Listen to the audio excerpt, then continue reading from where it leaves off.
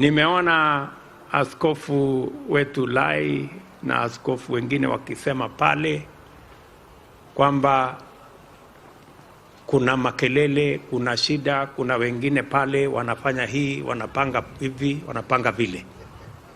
Lakini mimi nawauliza, mbona nyinyi ni watu wa kusahau?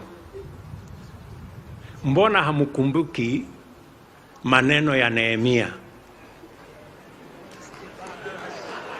Ukisoma Nehemia 4 kuanzia mstari wa kwanza hapo, kulikuwa na watu wajeuri kama hawa,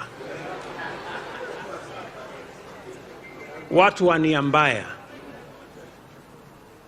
Wakati Nehemia alikuwa anajaribu kujenga kuta, kuna jamaa anaitwa SANBALLAT, mwingine anaitwa TOBIAH, watu wa kiburi na madharau mingi.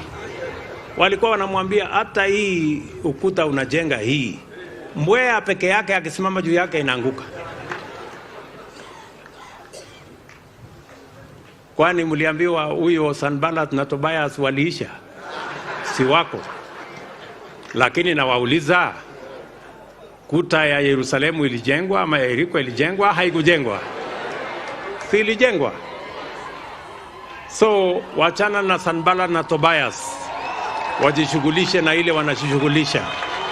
Kenya itaenda mbele na mapenzi ya Mungu itatendeka katika taifa letu la Kenya.